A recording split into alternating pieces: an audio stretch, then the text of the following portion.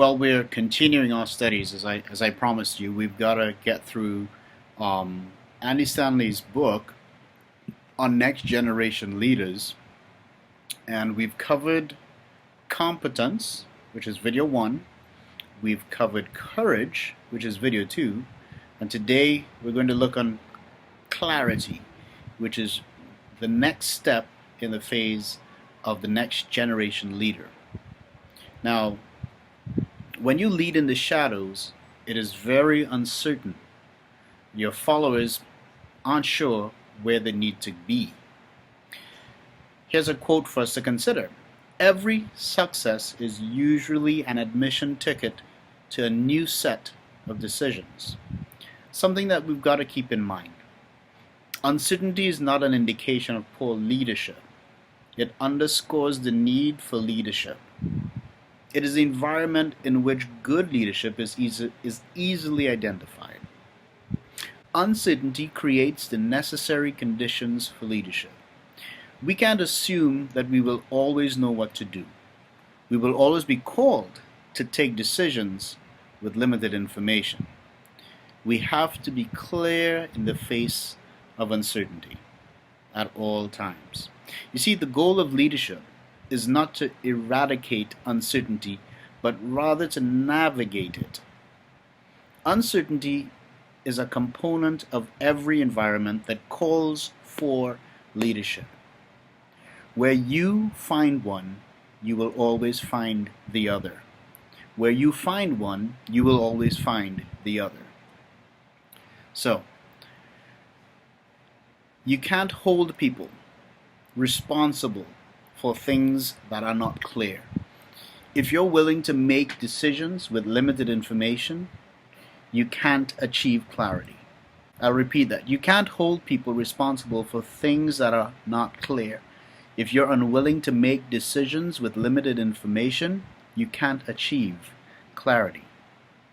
But how can you manage this? How can you manage that sense of uncertainty? Because when you're leading, there's always that one thing or more than one where all the information isn't in place just yet. So how can you manage this? Chaos and uncertainty are market opportunities for the wise.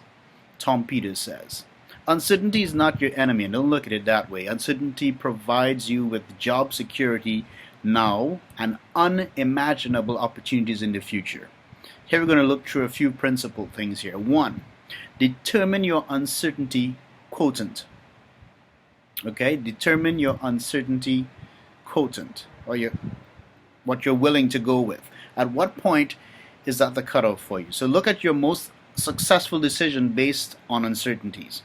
How sure were you at that point in time? Were you 85, 80, 75, 70? What is your quota? Where do you stop? This is the amount of uncertainty you need to confidently make a call based on uncertainty that's there for you. Secondly, express uncertainties with confidence. Don't pretend to know. Acknowledge the fact that there is uncertainty there, and you've got to move with what it is. When we pretend two things happen, we close ourselves to other people's inputs, and secondly, we expose our insecurities because the sharp folks will know that we're bluffing. Saying that I don't know, but we'll figure it out, is a sign of good leadership. I'll say that again. Saying that I don't know, but we'll figure it out, is a sign of good leadership. Thirdly, seek counsel. Leadership is not about making decisions on your own. Getting good advice from others is one of the best things that you can do. Solomon showed us that. 4. Measure success by the scoreboard, not the playbook. Measure success by the scoreboard, not the playbook.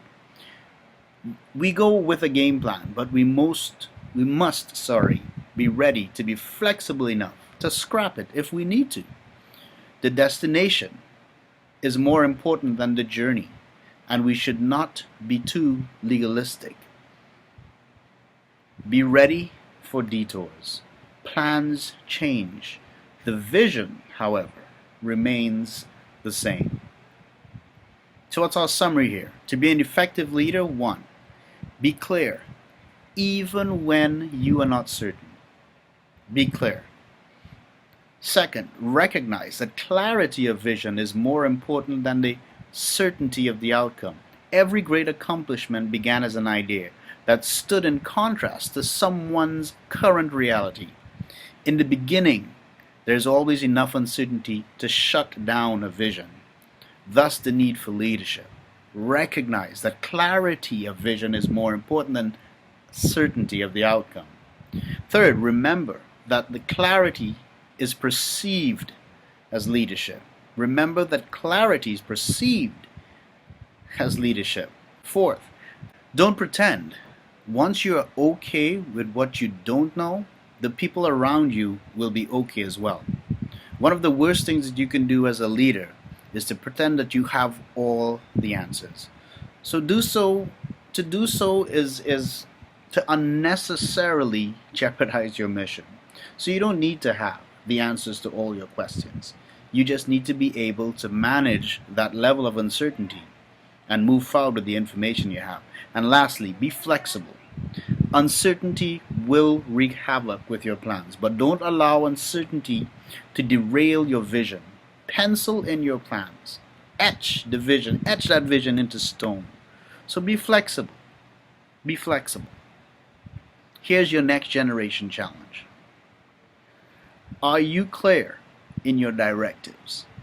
Do you know what they are? Has the uncertainty of your environment taken the edge off of clarity? What is more harmful to those in your organization? Clear directives that are changed midstream, or unclear directives that are difficult to follow? Can everyone in your organization answer these questions? Where are we going? And how do I fit in? How easy is it for you to own your bad decisions? So take these challenges, make the best of them. Be clear, and as clear as you can, but understand that sometimes we are placed in positions where decisions have to be made, but with sometimes limited decision. But be as clear as you can. And once you have that clarity, people are going to know where they're going.